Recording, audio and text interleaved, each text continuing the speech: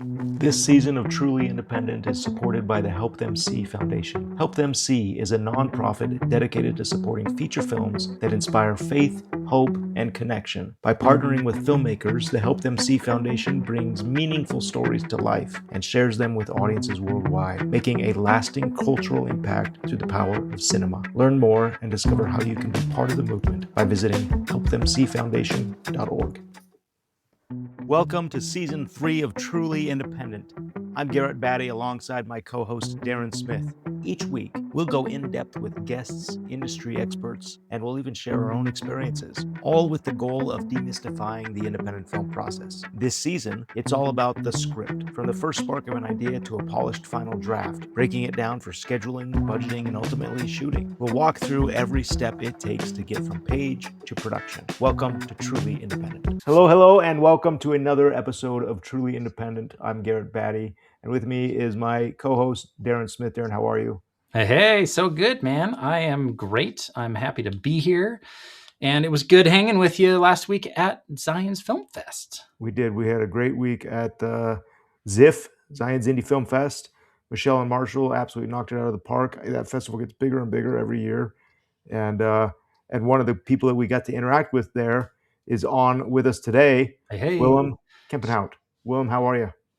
Doing good, guys. Great to be here and be on the podcast with you today. One of the And things, good seeing you at the festival as well too. Yeah. That was it always a was treat. it was a treat, and one of the things that makes that festival feel bigger and bigger every year is their involvement with Willem and Mystery Box. You guys come in and you just elevate everything you do and everything you touch, and so I was so excited that you're going to be on with us today to talk more about line producing. But if it's anything, if it's similar to what you do with anything, it's going to be better when you guys are involved. Oh, totally. Yeah. So Garrett, I'm sorry. I'm curious if this ends up being like the end of season 2, or is it the beginning of season 3? Because we're really making this transition here at some point. But that's why we brought Willem on today. Daren, I think that's a good. That really is a good illustration of the dilemma of the filmmaker. When does development start and pre-production development stop and pre-production start? And yeah, maybe it'll be a soft merge into season 3 pre-production. But here we go. Yeah, so we are. I mean, Daren, you and I have talked a lot about script writing and fundraising and pitching and getting everything ready and lined up. And now we get to the point as independent filmmakers where we say, look, we've got a script now. It's good. We've done read-throughs. We've got an audience. We've taken notes. We're on draft 13, 14 now, and it's probably time we shift into. And we have money. We've got investors or donors, whatever it is. Now it's time we shift into. Let's bring on the team. Let's now shift this into a script on page. Now, how do we execute that? So, Willem, that's what you've been doing, or you do, or tell me about that. Yeah. So most of my work is as a producer and line producer, which I often equate with pulling things out of the ethos, out of thought, and turning it into real things. Boots on the ground with cameras, gears, and making things reality. And it's always fun working, developing projects ourselves, and from the early stages building budgets and reading through scripts and thinking, okay, this is how it's not just an idea, but turning that idea into something that appears on screen. Sorry,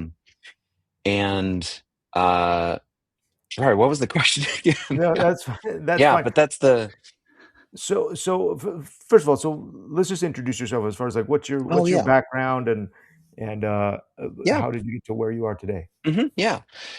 So my name's Willem Kampenhout. I'm a line producer with a production company called Mystery Box.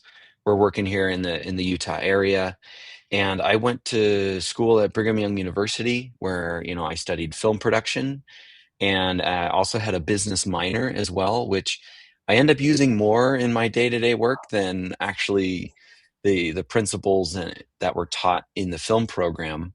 And it's coming from those ideologies of logistics, team management, things like that. And but I love bringing the two together, because inevitably things are not just creative, but there's, a complexity and different spaces that film touches, that it's not just uh, wholly creative, but that there's, other practical things that it connects to. And so, but I've been here in the Utah space for, over 10 years now, working as a producer and UPM, and I've AD'd some projects. But early on in my career, I did a lot of camera and lighting work, which those are great spaces to kind of be in the middle of the fire of production and seeing everything that's going on. And you kind of get a lot of information really quickly in terms of like, oh, this is what it takes to put on a show.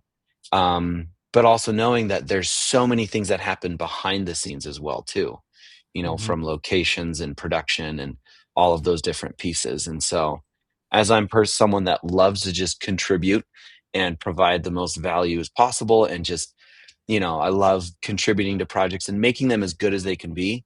I've eventually found that being a line producer or a producer is a great space to do that, because you can, one really wise decision can save you, lots of pain later on down the road. So how early would I typically want to involve you as a line producer in a project? Yeah, so generally when you start to, um, I like, as a line producer, being involved probably when the script is about 80% of the way there. Yeah. Because if it's too early, then it's all about preservation of work. That if you're doing big rewrites and changing whole things, a lot of the line producer's work kind of gets tossed out the window.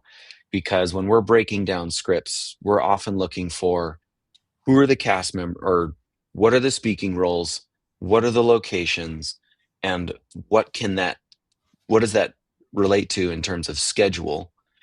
And then from those schedules, you kind of get an idea of the scope and scale, depending on, if it's like, oh, it's a conversation, but it takes place in a helicopter versus a conversation taking place at a kitchen table. Those are two very different executions. And so when those things kind of start to be firmed up is when I like to be brought on, mostly so that we can give the producers, hey, if we want to be as efficient with our budget as possible, this is how it relates to kind of scheduling, but also resources and being wise with our resources. So, and usually if it's locked, you're kind of stuck.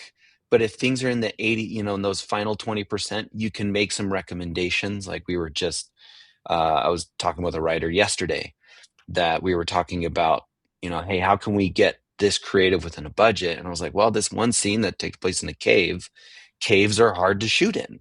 Whether you're building it on a stage or finding one practically, as both of you know very well, that filming in caves I is have some hard. experience with that.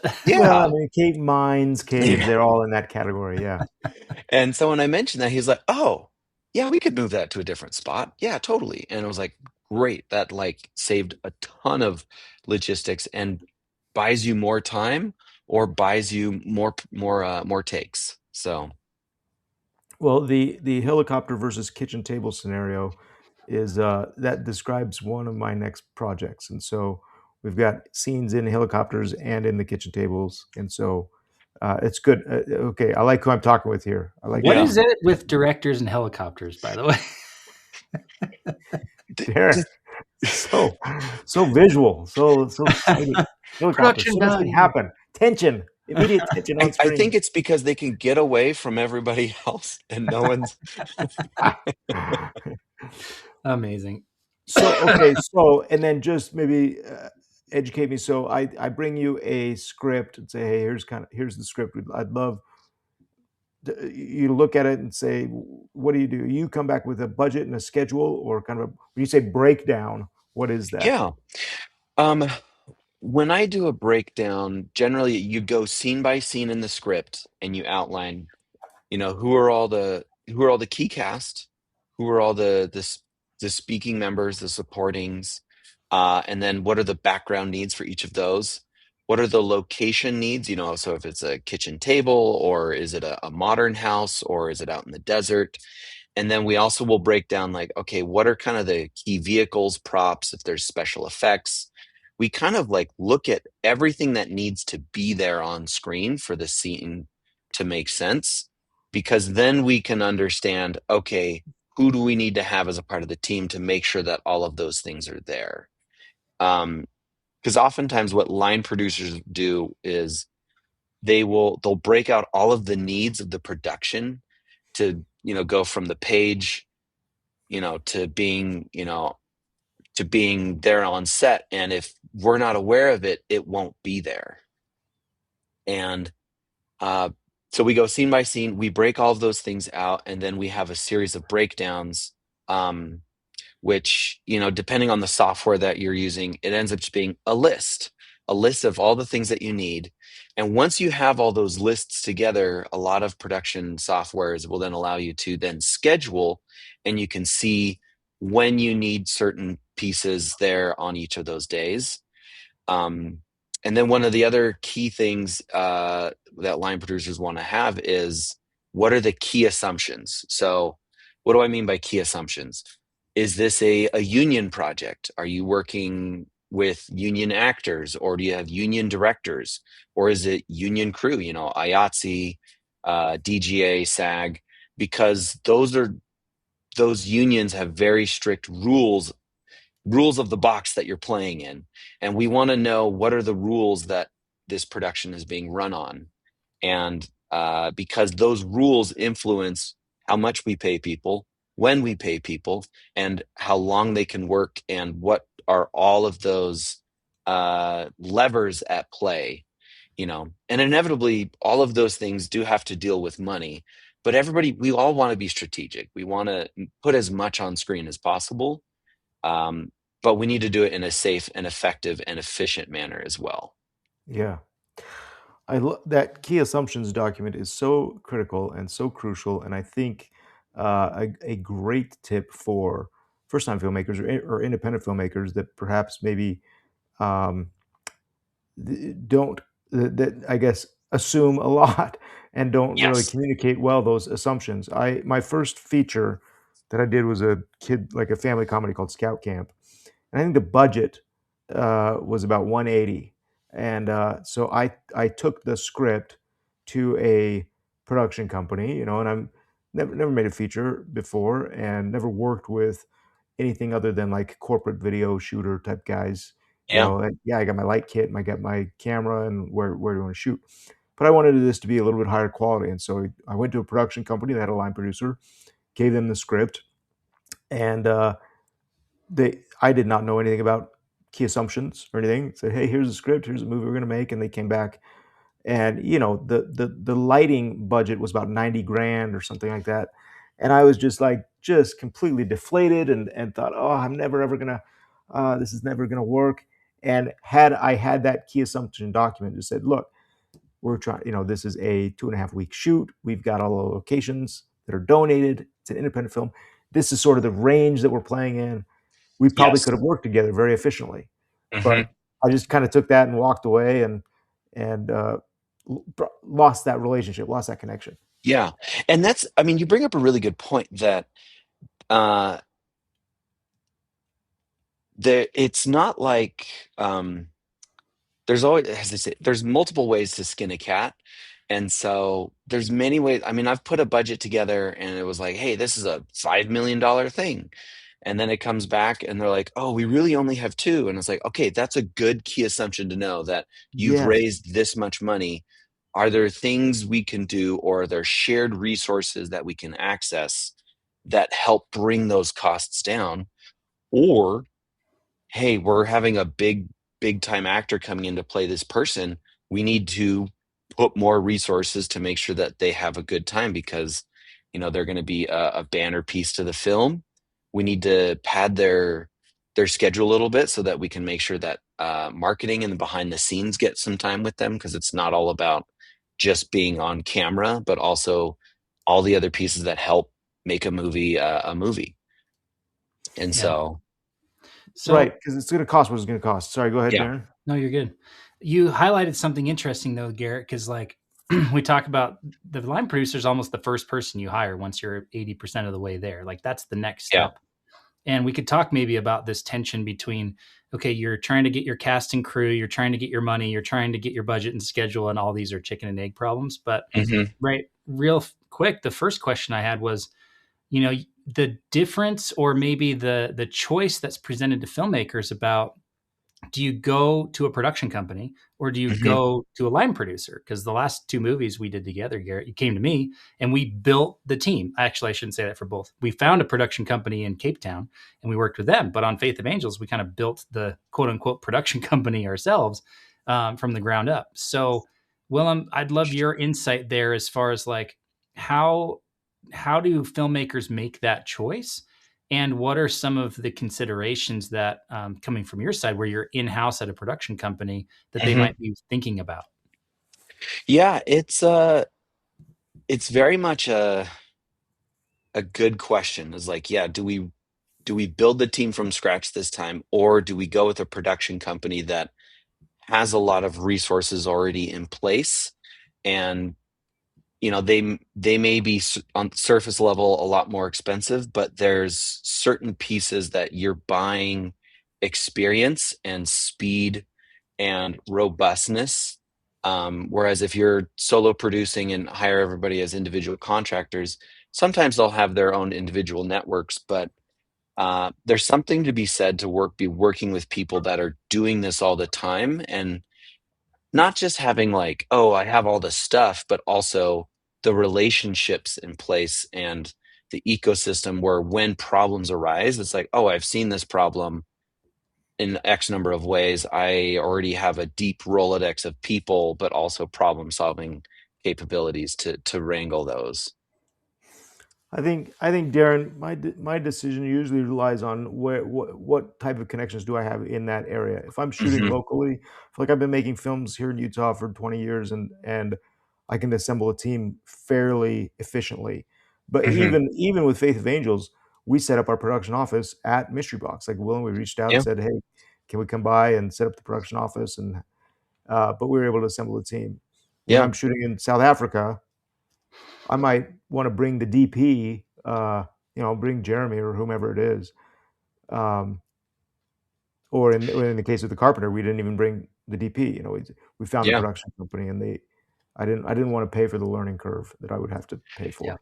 Yeah. And that's always like project to project, it's always like a different consideration to have. I mean, because when we were producing our historical action film Rise of the Conqueror out in Uzbekistan and Kazakhstan, it wasn't just, oh, the director and producer going out, but we actually brought a Utah unit because one of the key assumptions of the project was we wanted this to feel like a Hollywood movie.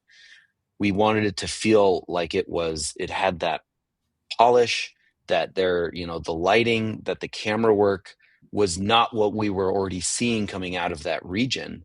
And so I think we sent over 11 people, mostly in the cinematography team, the DP, first AC, key grip, gaffer, some of those department heads that would make sure that their vision was aligned with our directors and our DP's line of vision. But then the production companies, whether we were in Uzbekistan or in Kazakhstan, they kind of filled out the rest of um, the rest of the team, but they were also great resources for what are the local laws? How do we get equipment in, equipment out? They knew where all the different places were to stay versus having to, as you said, reinvent the wheel, or, having to learn everything ourselves the first time. We did the same thing in Ukraine, and Hmm. where we brought most of our crew, but very early on, before going out there, connected with a fixer who could align us with, the specifics that we were going to need. We were going to bring a crane out there, uh, Yeah. or that team, the operator. So he connected us with what we needed there. And that's a great distinction as well too, is like, okay, when do you, if you're, I mean, I wholly recommend anytime you're trying to film internationally, base level, always try to get a fixer that works as a solo person to just kind of like fix generally travel, transportation, Yeah. sometimes locations. But there does reach that point where there's too many bodies or too many logistics and you need a team. And that's generally when I've found that working with a production company that is handling things of a certain size and scale, it makes sense. If you're in the 10 to 15 crew range, generally we've found that that's like kind of that breaking point when fixers get a little overloaded. Um, Well, are there kind of key indicators that you look at when somebody's coming to you with a project or with a script, and that key assumptions document or whatever, where you might say, okay, you're not quite ready for a line producer to look at this yet, or you're not, I don't know, hmm. where you know I don't know. I just want to know, I guess, as an independent filmmaker, when do I involve you? When do I know I'm ready to involve a line producer? I think, um, yeah, so there are there's kind of two different stages where you can involve a line producer. Early on, if it was like, hey, we have a first draft of this, we're working with investors. Sometimes people will commission a line producer to spend a couple weeks to do some initial breakdowns and give you just kind of a working budget, so then you can know what to raise funds for. Mhm. Because once you have that information, it may be another year or two. And Yeah, so to ask a line producer to kind of like do that as a bid is a little disingenuous because the development phase is so long. Um, so that's generally why they work commission based, and it's like, hey, they're going to pay you your rate to kind of like do that time, and then thank you so much, we're going to go and we're going to do our work to raise funds. But then once you've got some investors, you're 50% funded, you're starting to get balls rolling, you're getting some commitments from cast members, and things are starting to solidify, that's really a good time to start reaching out to various line producers in the area you want to be, so that when it's like you don't get fully funded and your cast members like, okay, I have this schedule locked, let's do this. You want to make sure that all the people that are going to be catching big you know those big expectations coming in are ready for it. And so if you don't call a line producer when you're a month out, you generally, if you're wanting to shoot, I like always love a 6 weeks or 6 month heads up. yeah, If you're like, hey, we're kind of looking at summer next year, or fall, and it's early on, we generally have a good understanding of the lay of the land of what crew members are working on what, and the earlier we get involved, the sooner we can get the best crew members involved, the best locations, and get bookings in place to yeah, kind of box out other productions that are taking on or going yeah, on. We are dealing with this tension every day right now. This morning I was texting our line producer saying, next time I'll give you 6 weeks instead of 5 of prep, because she's like already doing work and she hasn't like officially started. I Yeah. like doing this thing where it's like your first week is like actually a month, and you're going to do a week's worth of work over the course of a month, and that gives you Yep. time. So it works out. But the I mean, idea that's a that you're super talking, wise way about it. Yeah. it's one way to kind of stretch your budget a little bit. But Hmm. what we're dealing with this morning is a production office in Salt Lake that's playing us against another production and going, man, if we had messaged them, 2 weeks earlier, a month earlier, we wouldn't be competing with another production. There's 2 or 3 others beyond that are shooting the same time as we are. So our first location scout hopped ship to another team, and our first pick for first AD is on another project already. Like those kind of things happen when you're getting closer and closer to shooting. So giving Yeah. yourselves that time is huge. I mean, and those are real factors that don't necessarily make it on screen, but they affect the event that is the production, Mm-hmm. that has an influence of what shows up on screen. And uh, I'm just thinking about, because I was the Utah unit producer for the show The Wayfinders this last season, and we weren't really locked in until about April, but even then we didn't start until June. But now that we're rolling into season two, I've got a lot more lead time. Mm-hmm. And, like you said, Darren, even though the pay may only be for an X number of time, our work is a lot less if we can have one conversation way early in advance, and then people just, they know it's coming, and they Yeah. can kind of plan around that. So How much should a filmmaker budget for those kind of the initial line producer kind of a budget breakdown of their script? Is there a range that $1 you tell people million. besides, yeah, $1 of course, billion. $1 million? Yeah, I mean, it ends up paying for what your experience is at, you know. Oftentimes, like producers just take a percentage of the whole project. Um, we've seen things from, if it's like a production company coming aboard, usually as a company coming aboard, they'll be, anywhere from like 4% all the way up to 10% based on whatever the key assumptions are on the project and how big it is. But if you're just like, hey, I want to like kind of I just want to get some breakdowns done. What is a week of your time to do so? I've seen, things from in the 4,000 to 8,000 range for line producers that just come on and kind of give you those breakdowns and work with people. Yeah, But it's a negotiation. So there's sometimes up and coming folks that have worked under line producers who, want to take a shot at it. But generally the more experience, the more detailed they'll be, and yeah, the more wise money saving suggestions they'll have for you. Um, yeah, case in point, we were just chatting with the film commission about an upcoming project of ours, and they made some recommendations for us, like, hey, this location would be perfect for you guys. And I know that if they'd told my director and he'd rallied all his buddies and went on a scout all the way, hours and hours away, whereas as a line producer and production manager, you could get on their website and look at things like, that's not going to work because of XYZ, and you can just save time and save people's, save yeah, those expenses. So yeah. Uh, it is. It's always fascinating because there is that uh, indie mindset of like, well, we got to put every penny on screen, and you know what? yeah. The best way to do that is to spend wisely off screen. Hmm. And a line Yeah. producer it's a worthy investment. Yeah. So And it's one of the biggest things is calling around to other directors and other people that you've worked with. Is like, hey, who are people that you trust, especially if it's your first time? Um, who are people that, get referrals? Because not always the first one in the door is the right one. And you when you're hiring a line producer, have to be you have to have someone who's trustworthy and is willing to have hard conversations about things. But also you want someone that has a can-do attitude, that can be passionate about your project, and that is not just running the same old system every time, but is willing to like get in the weeds a little bit and creatively like put things on screen. So Mhm.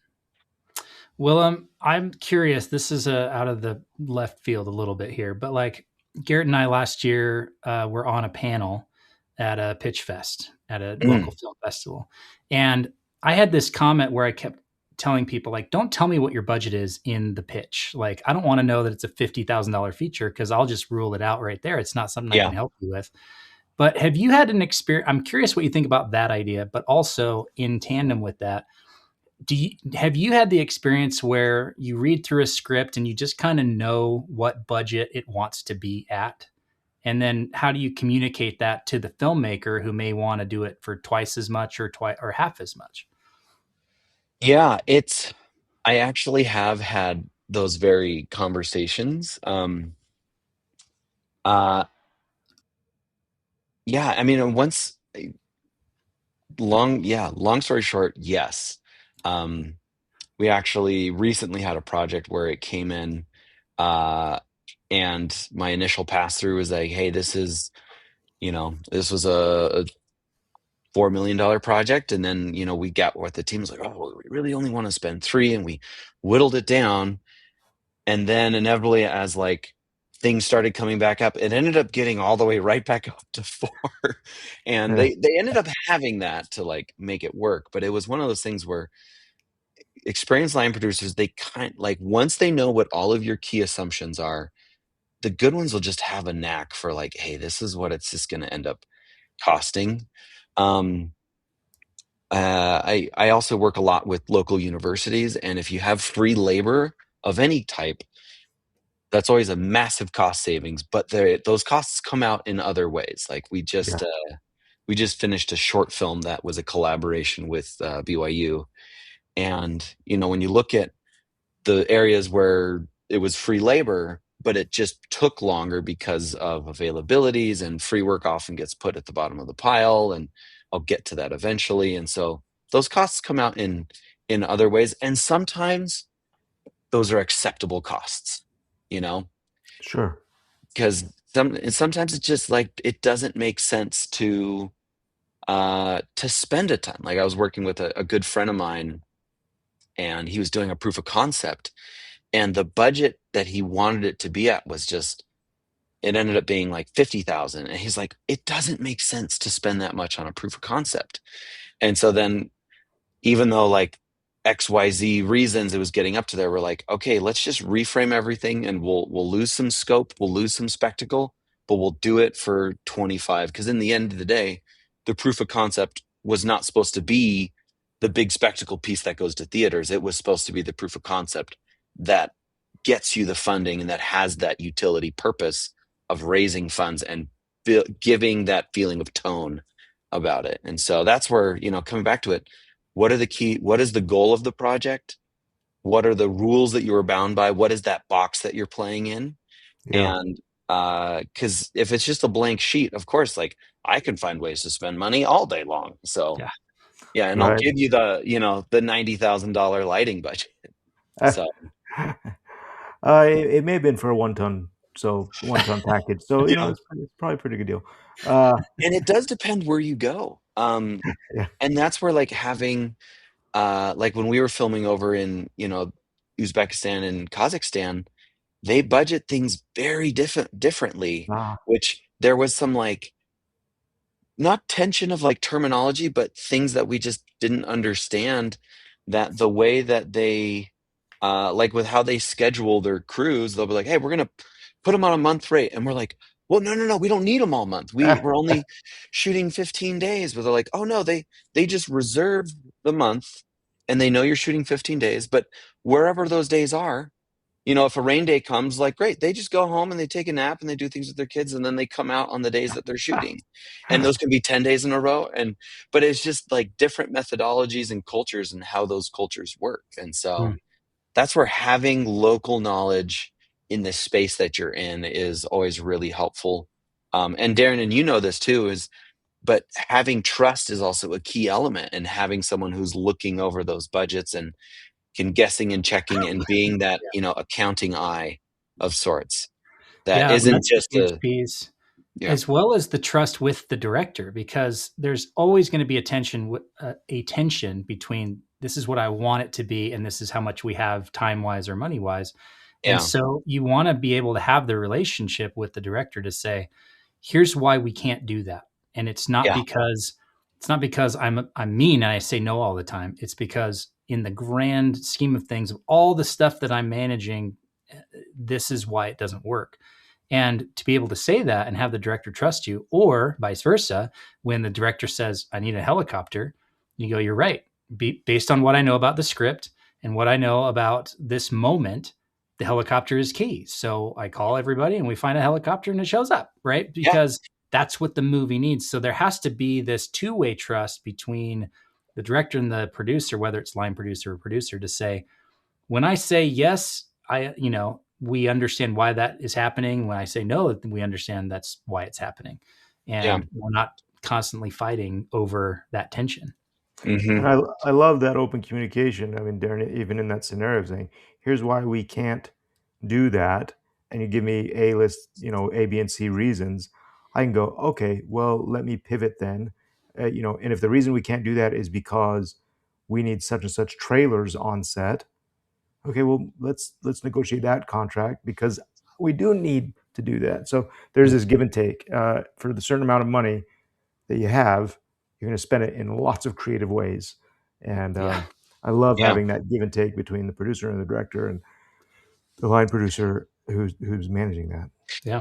and that's always a good thing, that if between the line producer and producer director relationship, uh, like knowing, okay, and that's where like having the difference of knowing a director's style or what style they're approaching to this project makes huge differences, and because when we were doing a documentary and the director handed me, it was like, okay, we've done our interviews, we have our mapped out our graphics. Here's a 90-page script of all the reenactments we need to do. Yeah. And was like, with, this less than $100,000 budget, it was like, okay, challenge accepted. But there Yeah. was that key understanding of like, hey, the visuals, there's going to be a lot of things out of focus. We're going to be really shallow. And so we need more like shapes and figures. And we're shooting a lot of forearms and hands. So when it was like, what is it? A security check, a nice security checkpoint on a roadside, we knew we were like, oh, it doesn't need to have a giant building and 20 guys with guns everywhere. It could just be a truck and a couple Yeah. dudes because that's what there was. And so, Yeah. yeah, yeah, just lots of conversations and understanding the scope and scale. Yeah. Um, I love it because that's when a project really starts to come together and like take yeah, shape. And you go, okay, how much are you looking at a director's lookbook or something for?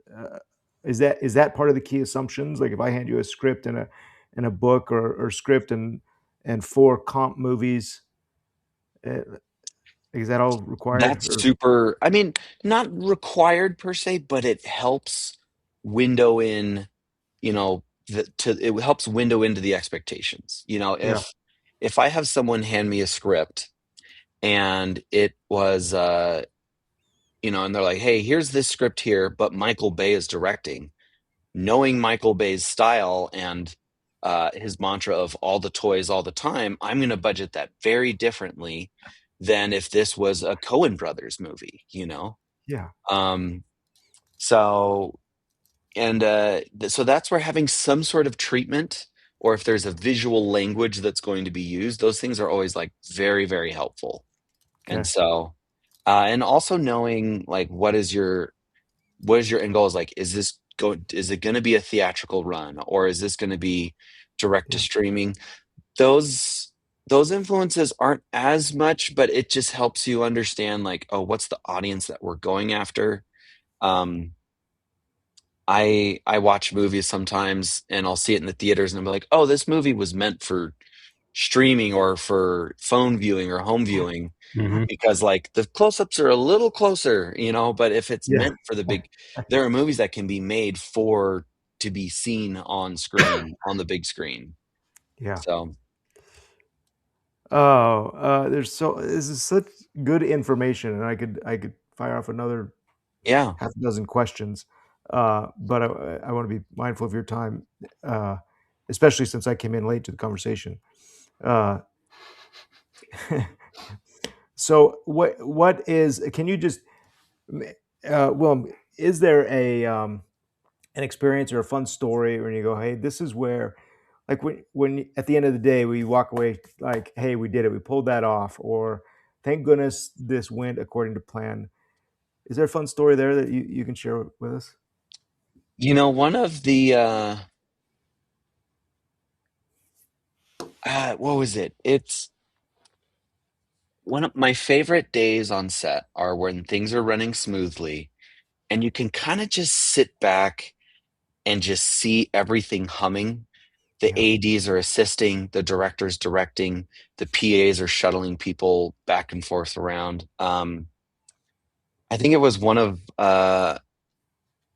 on one of the days of the Wayfinders. It was still in our first week, but it was one of our big days where they had a big sprinkler effect and rain bars everywhere and water trucks. And it was at the end of the day, and it was just fun being there on set, seeing all of these elements taking place and just being like, hey, I lined all these things up and I built the team that's doing it.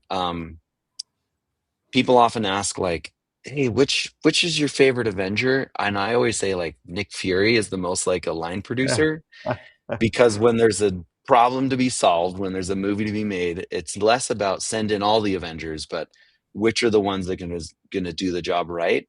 And when you can line up a team, line up a day and all the resources, and it's just humming, there's just a lot of gratification about that, and just being able to sit and watch and uh, just watch it all unfold. And especially when it's things that you make people, it's when everybody like pulls their phones out to film the behind the scenes of like, oh, this is a cool moment. Like whether you're using rain bars or blowing up cars or, big battle scenes taking place, like you just get to like get involved with doing some like cool things but even like small emotional moments too Yeah. are Yeah. just like powerful. And like, it's like, oh, I was able to construct an intimate space and you provided the crew that handled things with respect. Yeah. It's not just big stuff, but even like small things well done. Yeah. And as it translates to the screen, when people are sharing it, like, that was a good movie. I was like, oh, that's a great show. Knowing that you were the person that, helped line things up is just, I love that feeling. And so, That's cool, man. I feel you yeah. there. I love that. Okay, well that's a good note to end on. Where do we find you, Willem? If I'm listening to this and go, okay, not only do I need a line producer, but I need Willem to do this. Yeah, reach out to me. I mean, I'm on all the socials, Instagram, Facebook, but if you type in Willem Kampenhout anywhere, you'll generally find me. Or go to our website, mysterybox.us. That's Okay, where you can see some of the projects that we've produced and put together, and it's a wide range of things. So we're not just one trick ponies. So it's an amazing, amazing facility you all have built, and the company that lives there is incredible as well. The people are just yeah, wonderful. We love. I'm just energized every time I go down to your offices. yeah. Well, we love it when you show up here too, but it's even great work connecting with you guys remotely. Just spending time with what you guys are doing with this podcast is a treat. Awesome. Thanks so much. Cool. Good chatting with you. We will see you Okay. soon. Okay. Thanks, Thanks, Daren. guys. This season of Truly Independent is supported by the Help Them See Foundation. Help Them See is a nonprofit dedicated to supporting feature films that inspire faith, hope, and connection. By partnering with filmmakers, the Help Them See Foundation brings meaningful stories to life and shares them with audiences worldwide, making a lasting cultural impact through the power of cinema. Learn more and discover how you can be part of the movement by visiting helpthemseefoundation.org. Thanks for joining us. If you are enjoying Truly Independent, please share and subscribe so you don't miss the rest of the journey. Today's episode was edited by Michael Bradford and produced by 3 Coin Productions.